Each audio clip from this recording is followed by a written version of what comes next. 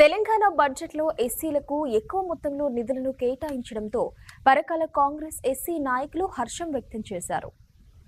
తెలంగాణ బడ్జెట్లో ఎస్సీలకు 33,000 కోట్ల బడ్జెట్ను కేటాయించడాన్ని హర్షిస్తూ పరకాల పట్టణంలోని అంబేద్కర్ కూడలిలో కాంగ్రెస్ ఎస్సీ సెల్ పట్టణ అధ్యక్షుడు బొమ్మకంటి చంద్రమౌళి ఆధ్వర్యంలో తెలంగాణ ప్రభుత్వానికి కృతజ్ఞతగా అంబేద్కర్ విగ్రహానికి పూలమాల వేసి స్వీట్స్ పంపిణీ చేశారు. ఈ కార్యక్రమంలో పరకాల బ్లాక్ కాంగ్రెస్ అధ్యక్షులు ఈర్ల చిన్ని, పట్టణ అధ్యక్షులు కొయ్యాడ శ్రీనివాస్, ఎస్సీ సెల్ పట్టణ ప్రధాన కార్యదర్శి ఏకు రవీందర్, యూత్ కాంగ్రెస్ నాయకులు, కార్యకర్తలు పాల్గొన్నారు.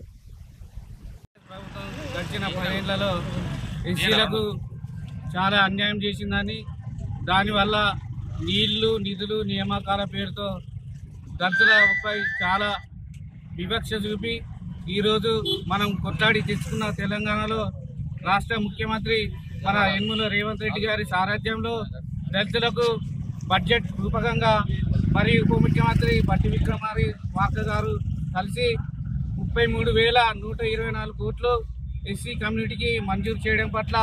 హర్షం వ్యక్తం చేస్తూ మరియు వారికి కృతజ్ఞత తెలియజేస్తూ పరకాల పట్టణ కాంగ్రెస్ ఎస్సీసీఎల్ తరఫున మేము ధన్యవాదాలు తెలియజేస్తూ అంబేద్కర్ గారికి పూలమాల వేసి ఈరోజు సీట్లు పంపిణీ చేయడం జరిగిందని, అలాగే రాబోయే ముందు కాలంలో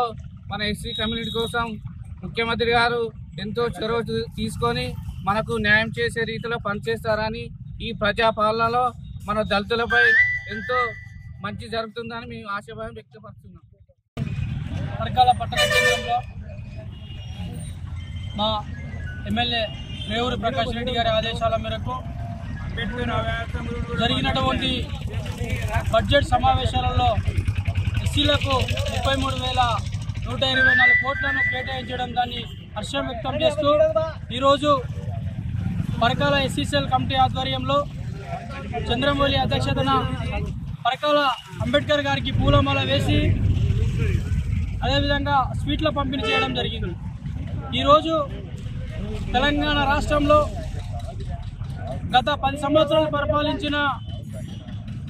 బీఆర్ఎస్ ప్రభుత్వం, కేసీఆర్ ప్రభుత్వం దళితుల పేరుతో దళితుల ఓట్లను దన్నుకొని ఈరోజు గద్దెనెక్కినటువంటి కేసీఆర్ ప్రభుత్వం ఆనాడు దళితులను మోసం చేసి ప్రజా వ్యతిరేక విధానాలతో ఎస్సీలను నేను తెలంగాణ రాష్ట్రం ఏర్పడితే దళితుల్ని ముఖ్యమంత్రి చేస్తానని, అదేవిధంగా దళితులకు 3 ఎకరాల భూమి ఇస్తానని, అదేవిధంగా దళితులను నేను దళిత బంధు పేరుతో దళితులను మోసం చేసి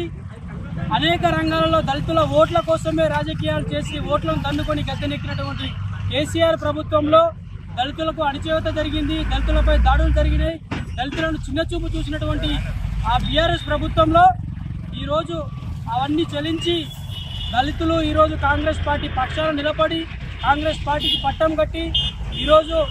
తెలంగాణ రాష్ట్రంలో కాంగ్రెస్ను అధికారంలో తీసుకురావడంలో దళితుల పాత్ర కీలకమని చెప్పేసి కూడా ఈ సందర్భంగా తెలియజేసుకుంటున్నాం. ఎందుకంటే ఈరోజు కాంగ్రెస్ పార్టీ అంటేనే ఒక దళితులు, కాంగ్రెస్ పార్టీ అంటేనే దళిత సామాజిక వర్గానికి ఆనాడు ఇందిరమ్మ గరీబీ హఠావో అనతో